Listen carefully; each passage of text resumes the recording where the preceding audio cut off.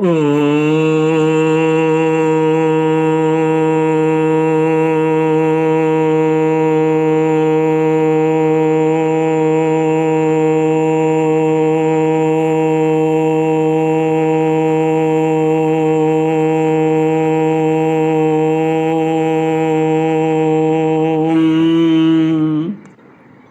गुरुचरण कमलेभ्यो नमः। श्री गणेशाय नमः। श्री सरस्वत्यै नमः। श्री विष्णवे नमः। श्री कृष्ण गोविंद हरे मुरारे, हे नाथ नारायण वासुदेव। श्री कृष्ण गोविंद हरे मुरारे, हे नाथ नारायण वासुदेव।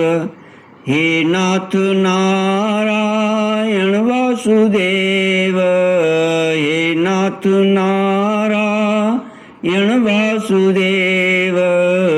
श्री कृष्ण गोविंद हरे मुरारे, हे नाथ नारायण वासुदेव। हे नाथ नारायण वासुदेव। ओम नमो भगवते वासुदेवाय। ओम नमो भगवते वासुदेवाय।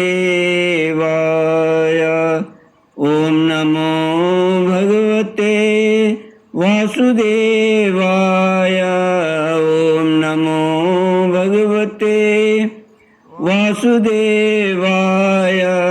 ओम नमो भगवते वासुदेवाय। ओम नमो भगवते वासुदेवाय। कृष्णाय वासुदेवाय हरये परमात्मने प्रणतक्लेशनाशाय गोविन्दाय नमो नमः। कृष्णाय वासुदेवाय देवकी नंदनाय च नंदगोपकुमाराय गोविन्दाय नमो नमः। सच्चिदानन्दरूपाय विश्वोत्पत्त्यादिहेतुवे तापत्रयविनाशाय श्रीकृष्णाय वयं नमः। सच्चित आनंद स्वरूप परमात्मा जो सृष्टि के उत्पत्ति, पालन और संहार करता है तथा जीवों के आध्यात्मिक, आदि दैविक, आदि भौतिक तापों को नष्ट करने वाले हैं, अर्थात जीवों के मानसिक, शारीरिक और भौतिक दुखों को दूर करने वाले हैं, उन श्री कृष्ण भगवान को हम नमस्कार करते हैं। श्री कृष्ण गोविंद हरे मुरारे, हे नाथ नारायण वासुदेव। श्रीमद्भागवत षष्ठ स्कंध अथेकोनविंशोऽध्यायः। राजोवाच व्रतं पुंसवनं ब्रह्मन् भवता यदुदीरितं, तस्य वेदितुमिच्छामि येन विष्णु प्रसीदति। श्री शुक उवाच शुक्ले मार्गशीर्षे पक्षे योषिद्भर्तुरनुज्ञया आरभेता व्रतमिदं सार्वकामिकमादितः। श्रीमद्भागवत छठा स्कंद 19वां अध्याय पुंसवन व्रत की विधि। राजा परीक्षित ने पूछा, भगवान आपने अभी अभी पुंसवन व्रत का वर्णन किया है और कहा है कि उससे भगवान विष्णु प्रसन्न हो जाते हैं, सो अब मैं उसकी विधि जानना चाहता हूँ। श्री सुखदेव जी ने कहा, परीक्षित, यह पुंसवन व्रत समस्त कामनाओं को पूर्ण करने वाला है। स्त्री को चाहिए कि वह अपने पतिदेव की आज्ञा लेकर मार्गशीर्ष शुक्ल प्रतिपदा से इसका आरंभ करे। पहले मरुदगण के जन्म की कथा सुनकर ब्राह्मणों से आज्ञा ले, फिर प्रतिदिन सवेरे दांतुन आदि से दांत साफ करके स्नान करे, 2 श्वेत वस्त्र धारण करे और आभूषण भी पहन ले। प्रातःकाल कुछ भी खाने से पहले ही भगवान लक्ष्मी नारायण की पूजा करे।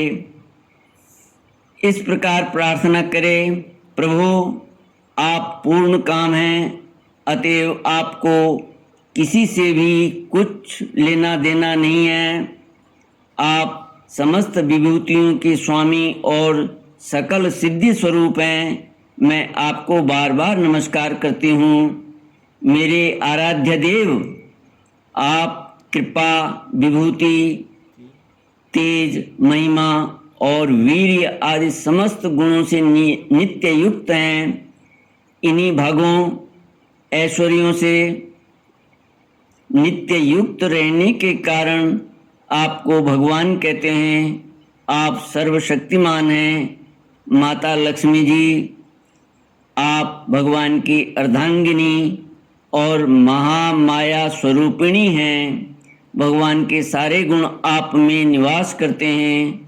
महाभाग्यवती जगन माता, आप मुझ पर प्रसन्न हो, मैं आपको नमस्कार करती हूँ। परीक्षित, इस प्रकार स्तुति करके एकाग्र चित्त से ओम नमो भगवते महापुरुषाय महानुभावाय महाविभूति पतये सह महाविभूति विर्वली मुप हराणी। ओंकार स्वरूप महानुभाव, समस्त महाविभूतियों के स्वामी भगवान पुरुषोत्तम को और उनकी महाविभूतियों को मैं नमस्कार करती हूँ और उन्हें पूजोपहार की सामग्री समर्पण करती हूँ।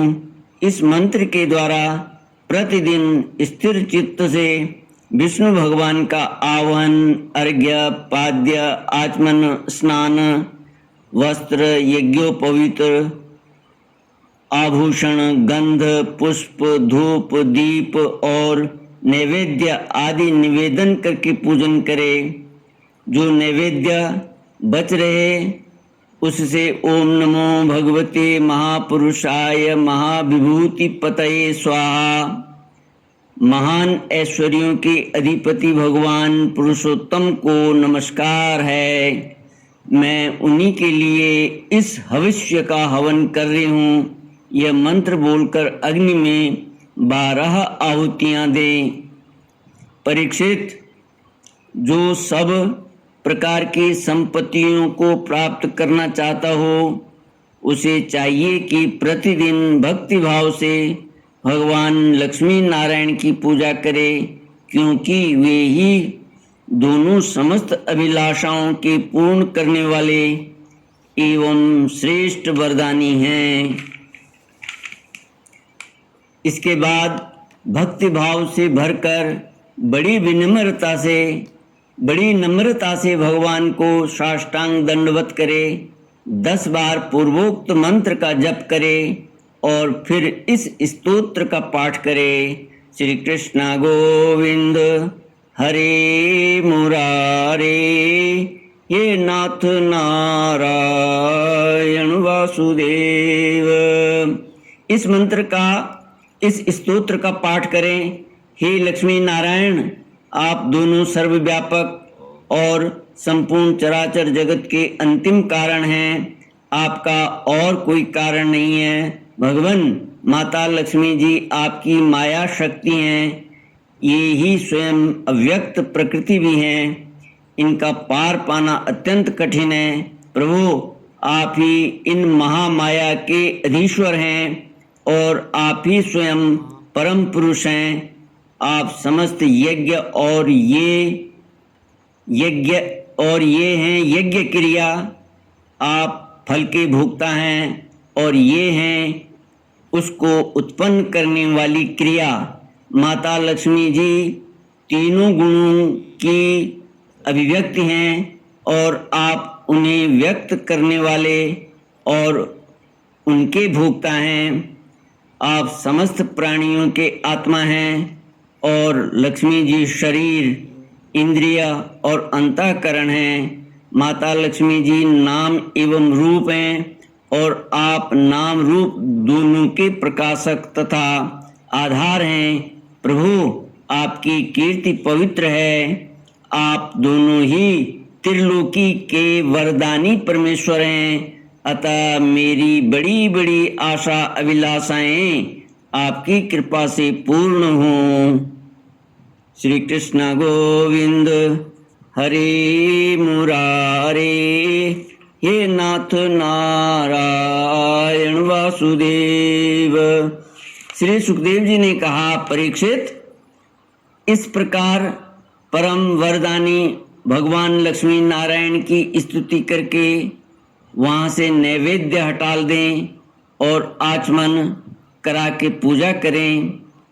तदनंतर भक्ति भाव भरित हृदय से भगवान की स्तुति करें और यज्ञावशेष को सूंघ कर फिर भगवान की पूजा करें। भगवान की पूजा के बाद अपने पति को साक्षात भगवान समझकर परम प्रेम से उनकी प्रिय वस्तुएं सेवा में उपस्थित करें। पति का भी यह कर्तव्य है कि वह आंतरिक प्रेम से अपनी पत्नी के प्रिय पदार्थ ला लाकर उसे दे और उसके छोटे बड़े सब प्रकार के काम करता रहे। परीक्षित, पति पत्नी में से एक भी कोई काम करता है तो उसका फल दोनों को होता है। इसलिए यदि पत्नी रजोधर्म आदि के कारण यह व्रत करने के अयोग्य हो जाए तो बड़ी एकाग्रता और सावधानी से पति को ही इसका अनुष्ठान करना चाहिए। यह भगवान विष्णु का व्रत है, इसका नियम लेकर बीच में कभी नहीं छोड़ना चाहिए।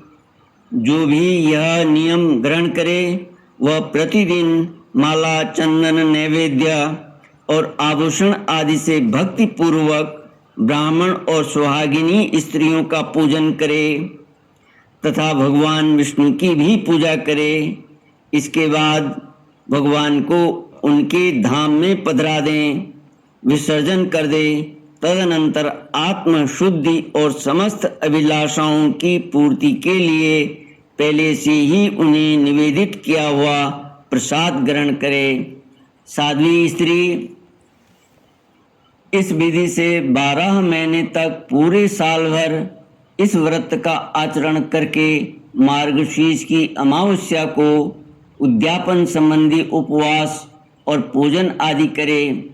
उस दिन प्रातःकाली स्नान करके पूर्ववत विष्णु भगवान का पूजन करे और उसका पति पाक यज्ञ की विधि से घृत मिश्रित खीर की अग्नि में 12 आहुति दे। इसके बाद जब ब्राह्मण प्रसन्न होकर उसे आशीर्वाद दें तो बड़े आदर से ही सिर झुकाकर उन्हें स्वीकार करे। भक्ति भाव से माथा टेक कर उनके चरणों में प्रणाम करे और उनकी आज्ञा लेकर भोजन करे। पहले आचार्य को भोजन कराए, फिर मौन होकर भाई बंधुओं के साथ स्वयं भोजन करे। इसके बाद हवन से बची हुई घृत मिश्रित खीर अपनी पत्नी को दे। वह प्रसाद